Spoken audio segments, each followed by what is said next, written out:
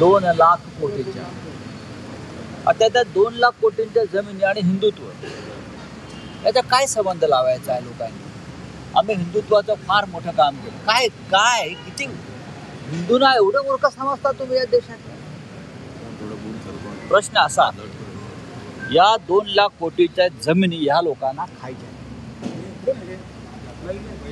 आणि स्पष्ट आहे. अनेक मुंबईतल्या अनेक वक्फ बोर्डाच्या इमारतीवरती अलिशान घरं उभी आहेत उद्योगपतींची. ती कायदेशीर करण्यासाठी बिलं आणलेली आहेत. हे मोठे उद्योगपती कोण तुम्हाला माहिती आहे? 2014 पासून 2024 पर्यंत मोदींचं सरकार आहे. 2014 ते 2024 या काळामध्ये या सरकारला गरीब मुसलमान वक्फ बोर्डातला घोटाळा दिसला नाही. 2014 ते 2024 पर्यंत देशातली सगळी संपत्ती विकून झाली, सार्वजनिक संपत्ती विकून झाली आपल्या उद्योगपतींना. आणि मग त्यांना असं लक्षात आलं आता विकायला काही उरलं नाही. मग त्यांचं लक्ष या वक्फ बोर्डाच्या संपत्तीकडे गेलं. आता हे विकलं पाहिजे आणि त्यासाठी त्यांनी हे विधेयक आहे. सगळा देश विकून झाल्यावरती त्यांना वक्फ बोर्डाची संपत्ती दिसली 2 लाख कोटी. मग ते आपल्याच माणसांना मिळायला पाहिजे आणि मग त्यांनी हे वक्फ बोर्डाचं विधेयक सुधारणा विधेयकाच्या नावाखाली या संपत्तीच्या गोरगरिबांना काय फायदा होणार आहे? मुसलमानांना आहे ना. भविष्यामध्ये या सगळ्या संपत्त्या भारतीय जनता पक्षाच्या संबंधित उद्योगपतींच्या किंवा त्यांच्या नेत्यांच्याच घशात जाणार आहेत. हे सत्य आहे. पण हिंदुत्वाचं नाव द्यायचं आणि गिळायचं, बाकी काही नाही.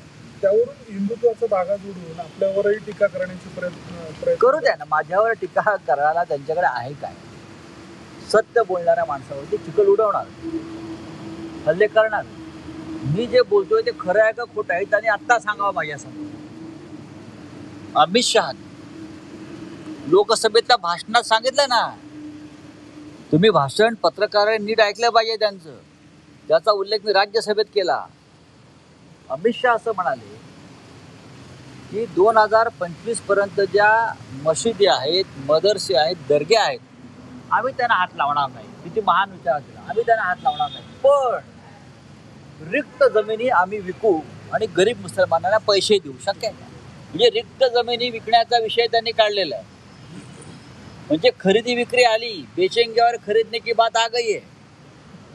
हे त्यांच्या डोक्यातला मळमळ जी आहे पोटातली बाहेर आहे.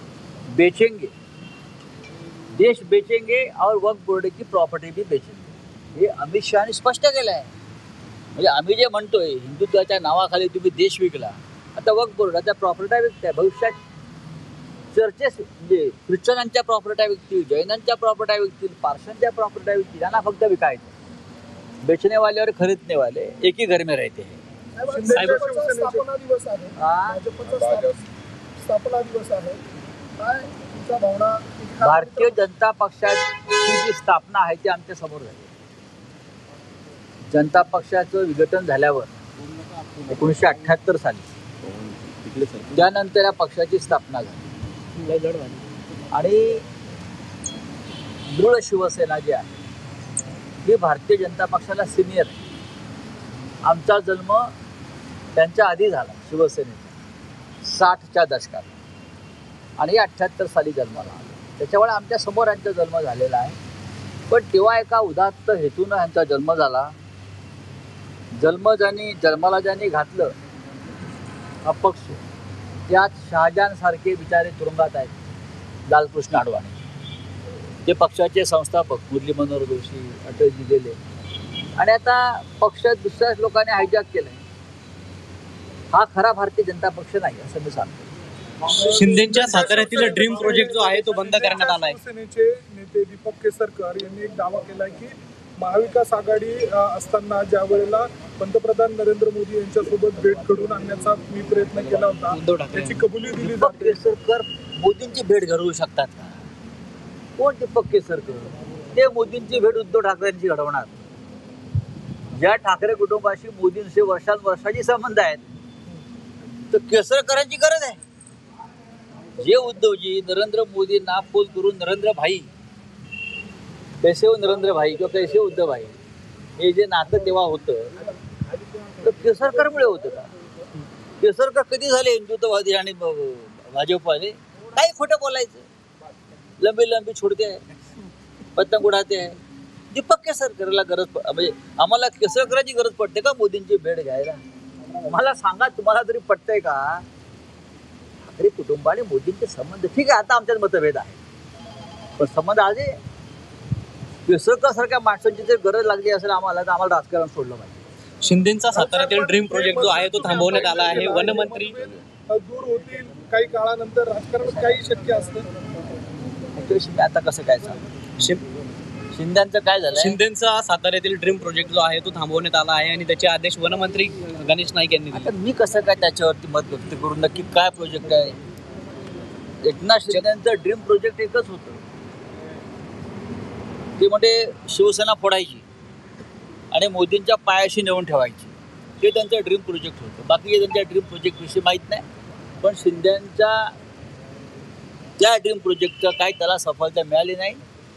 शिवसेना मजबूतीनं उभी आहे. ठीक आहे, आमदार खासदार गेले असतील, शिवसेना फार मजबूतीनं उभी आहे आणि त्यांचा जो पक्ष आहे एसशी, यावरूनच त्यांनी उद्धव ठाकरेंवरती टीका केलेली आहे. ते म्हटले मी यूज अँड थ्रो म्हटलं तर चालेल का? यूज अँड थ्रो मध्ये बाळासाहेब ठाकरे आहेत, बी, त्याचं काय? ते त्यांना काढता येणार नाही ना. यूज अँड थ्रो आहे, मध्ये ब आहे ना, त्या बचं काय? बाप आहे तो, साहेब म्हणजे बाप आहे ना, कसं विसरताय? जोपर्यंत तो बाप आहे तोपर्यंत एससी काही करू शकत नाही.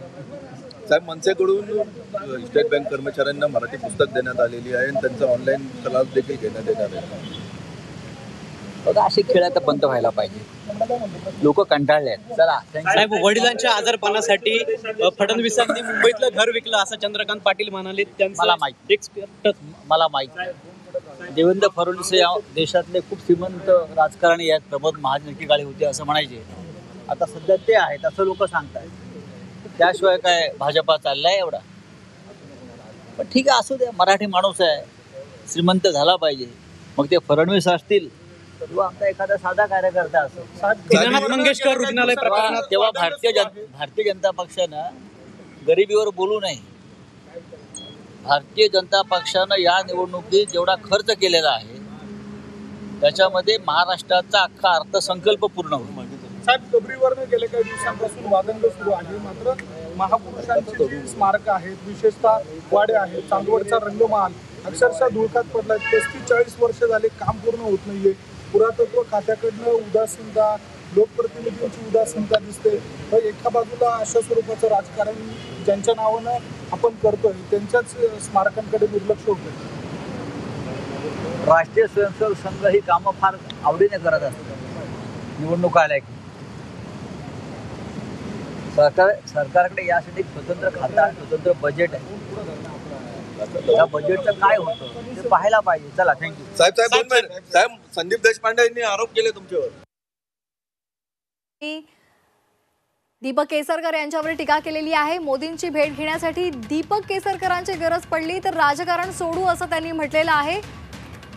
मोदींची भेट घेण्यासाठी केसरकरांची गरज नाही असं त्यांनी ठामपणे सांगितलेलं आहे. आणि त्याचबरोबर त्यांनी एकनाथ शिंदेंवर सुद्धा टीका केलेली आहे. UBT मध्ये बी आहे आणि तो त्यांना काढता येणार नाही असं संजय राऊतांनी म्हटलेलं आहे.